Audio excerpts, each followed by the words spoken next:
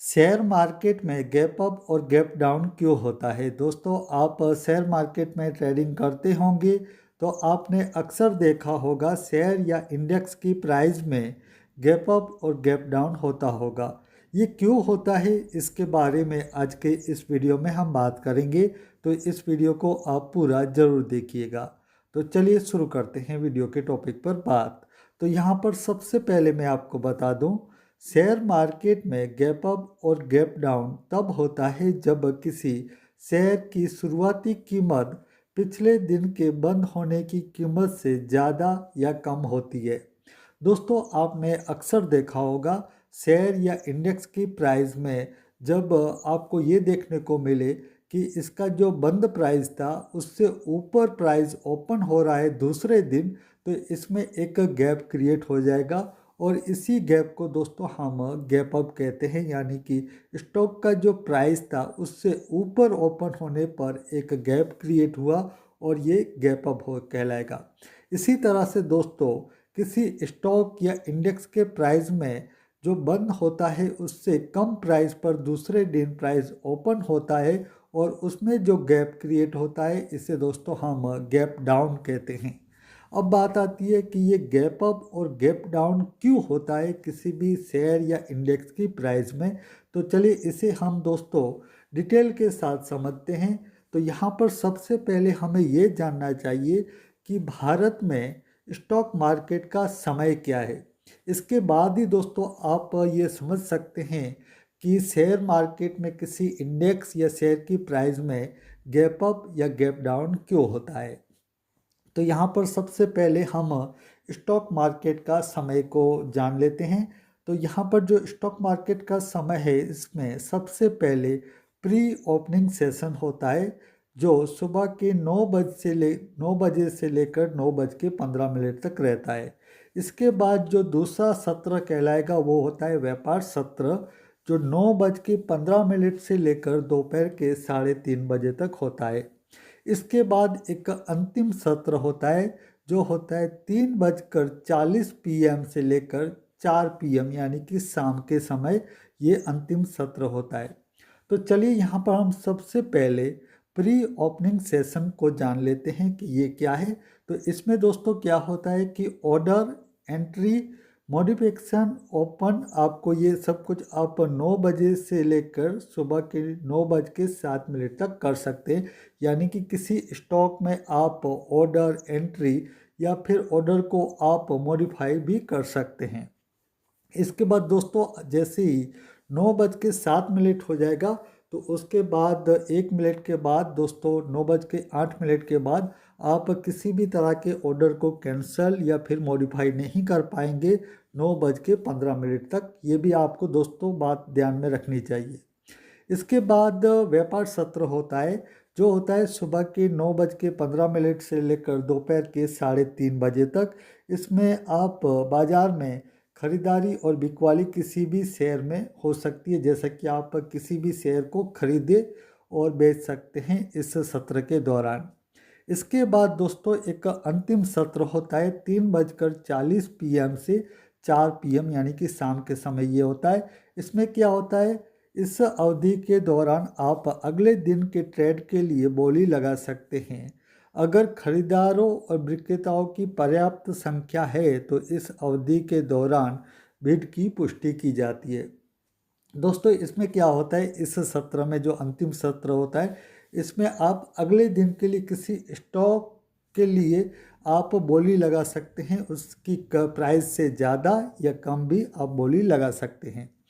अब बात आती है इसके बाद भी दोस्तों एक समय है मार्केट का, वो है आफ्टर मार्केट ऑर्डर। आप मार्केट का कोई भी सत्र अभी नहीं चल रहा है फिर भी आप मार्केट में किसी भी शेयर में ऑर्डर लगा सकते हैं। ये होता है आफ्टर मार्केट ऑर्डर, जिसे हम AMO कहते हैं। आप किसी भी स्टॉक ब्रोकर की वेबसाइट या एप्लीकेशन में जाएंगे तो आपको AMO करके एक ऑप्शन आएगा जिसमें आप किसी भी कंपनी के शेयर को बाय या सेल कर सकते हैं। ये कब तक रहता है दोस्तों, यहाँ पर हम सबसे पहले इसे जान लेते हैं। तो ये रहता है दोपहर शाम के 4:30 बजे से लेकर दूसरे दिन के सुबह के 8:50 AM तक। यानी कि आज मान लीजिए कि ये AMO ऑर्डर आप आज शाम 4:30 से लगा सकते हैं। ये कल के दूसरे दिन सुबह के 8:50 तक 8:50 तक आप AMO के माध्यम से किसी भी शेयर या में आप ऑर्डर लगा सकते हैं। तो दोस्तों ये तो था समय। अब बात आती है कि शेयर मार्केट में गैप अप और गैप डाउन क्यों होता है।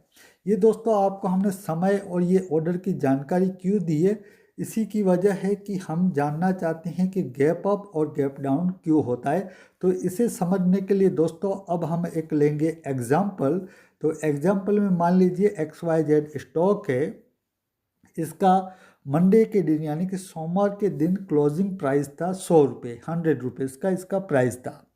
अब 100 रुपये पर जब ये स्टॉक बंद हुआ सोमवार के दिन, मंडे के दिन, इसके बाद दोस्तों एक अंतिम सत्र होता है, जैसा कि आपको हमने समय में बताया ना। उस अंतिम सत्र में अब इसके लिए एक पॉजिटिव न्यूज़ आ गया, स्टॉक के लिए एक बढ़िया सी पॉजिटिव न्यूज़ आ गया।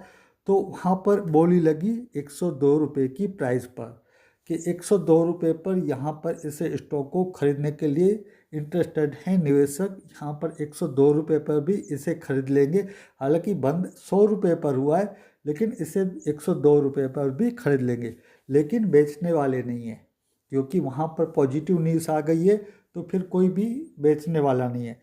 इसके बाद दोस्तों जैसा कि आपको हमने बताया ना, 4:30 से AMO ऑर्डर आप लगा सकते हैं, आफ्टर मार्केट ऑर्डर। तो उस ऑर्डर के दौरान अब ज़्यादातर जो निवेशक थे 105 रुपये पर ऑर्डर लगाना स्टार्ट किया, क्योंकि उन्हें 102 रुपये पे भी नहीं मिल रहा है स्टॉक, 103 रुपये पे भी नहीं मिल रहा है, 104 रुपये पे भी नहीं मिल रहा है, तो 105 रुपये पर लगा रहे हैं। लेकिन फिर भी वहाँ पर जिनके पास इस कंपनी का स्टॉक है वो बेचने को तैयार नहीं है। तो 105 तक भी कोई भी स्टॉक को बेचने के लिए तैयार नहीं है। इसके बाद दोस्तों दूसरे दिन जब प्री ओपनिंग सेशन की शुरुआत होती है, जैसा कि आपको हमने समय में बताया कि ये सेशन होता है 9 बजे से लेकर 9:07 के दौरान। अब यहाँ पर 110 रुपये पर भी निवेशक इस कंपनी के स्टॉक को खरीदने के लिए ऑर्डर लगा रहे, और वहाँ पर मान लीजिए कि कोई बेचने के लिए तैयार हो गया, तो वहाँ पर फिर ज़्यादा बायर एक्टिव होंगे 110 रुपये पर भी खरीदने के लिए। तो जैसे ही फिर फ्री ओपनिंग के बाद इतने यहाँ पर ऑर्डर लगेंगे, क्योंकि फिर वो ऑर्डर आपको जैसे कि हमने बताया ना 9:08 के बाद उस ऑर्डर को आप कैंसिल नहीं कर सकते हैं, मॉडिफाई भी नहीं कर सकते हैं। हालांकि 110 रुपये पर कोई बेचने के लिए तैयार हो गया है। तो अब दोस्तों जैसे ही मार्केट ओपन होगी तो इसका प्राइस 110 रुपये पर से ज़्यादा ही ओपन होगा, क्योंकि 100 रुपये पर क्लोजिंग प्राइस था, लेकिन 101 पर कोई बेचने के लिए तैयार नहीं था, 105 पर भी नहीं था। 110 के आसपास थोड़े लोग बेचने के लिए इंटरेस्ट रखते हैं, तो उन्होंने बेचा, और कुछ लोगों को ये स्टॉक मिल भी गया, उनके वहाँ पर ऑर्डर लगाया तो मिल गया। लेकिन दूसरे भी लोग अब ऑर्डर लगा रहे हैं 110 पर, अब बेचने के लिए तैयार नहीं है। तो इस हिसाब से दोस्तों मार्केट में जो गैप अप क्रिएट होता है, ये इस हिसाब से होता है कि जब कोई स्टॉक का प्राइस क्लोज हो जाता है, इसके बाद जो अंतिम सत्र में बोली लगती है, उसके बाद आफ्टर मार्केट जो ऑर्डर लगते हैं, और इसके बाद जो प्री ओपनिंग सेशन होता है, पॉजिटिव न्यूज़ है, तो वहाँ पर कोई बेचने वाला नहीं होगा, तो फिर बायर ही होंगे, तो उस प्राइस को और भी ज़्यादा ऊपर ले जाएंगे। और जैसे ही फिर मार्केट ओपन होगा तो वहाँ पर प्राइस ज़्यादा प्राइस पर ओपन होगा, इससे मार्केट का जो प्राइस है इसमें गैप अप क्रिएट होगा। इसी तरह से दोस्तों गैप डाउन भी क्रिएट होता है, इसे भी हम एक बार समझ लेते हैं। तो मान लीजिए XY स्टॉक है, मंडे के दिन 100 रुपये पर ही इसका क्लोजिंग है, लेकिन अब 3:40 के बाद जो बोली लगती है वहाँ पर एक नेगेटिव न्यूज़ आ गई है। तो यहाँ पर अब जो जिनके पास भी स्टॉक है पोर्टफोलियो में, वो 98 रुपये पर भी बेचने के लिए तैयार हो गए हैं, क्योंकि नेगेटिव न्यूज़ से मार्केट और यहाँ पर गिरेगा। लेकिन इसके बाद आफ्टर मार्केट ऑर्डर में भी वो 95 रुपये का भी ऑर्डर लगा देते हैं, जिनके पास भी स्टॉक है कि हम 95 रुपये पर भी बेचने के लिए तैयार हैं, कोई ले ले हमारे से स्टॉक। नहीं लेते हैं। और जैसे ही प्री ओपनिंग सेशन होता है तो वहाँ पर 90 रुपये में भी बेचने को तैयार होते हैं, तो वहाँ पर कुछ लोग इस स्टॉक को खरीद लेते हैं। तो फिर दोस्तों 90 रुपये से नीचे ही उस स्टॉक का प्राइस ओपन होगा, क्योंकि जिनके पास स्टॉक है वो बेचना चाहते हैं, कम से कम प्राइस पर भी बेचना चाहते हैं, लेकिन कोई ख़रीदार नहीं है। जहाँ पर ख़रीदार होगा वहीं पर स्टॉक का प्राइस फिर ओपन होगा। तो इस हिसाब से दोस्तों मार्केट में गैप डाउन क्रिएट होता है। तो आज के इस वीडियो में दोस्तों हमने आपको डिटेल के साथ बताया कि शेयर मार्केट में गैप अप और गैप डाउन क्यों होता है। आपको ये इस वीडियो के माध्यम से पूरी तरह से आपको ये जानकारी मिल गई होगी कि शेयर मार्केट में गैप अप और गैप डाउन क्यों होता है। तो अगली वीडियो में दोस्तों हम बात करेंगे कि शेयर मार्केट में जब गैप अप हो या गैप डाउन हो तो आपको किस तरह से वहाँ पर ट्रेड लेना चाहिए, इसके बारे में हम बात करेंगे। तो आज के वीडियो में बस अब इतना ही, मुझे दीजिए रजा, धन्यवाद।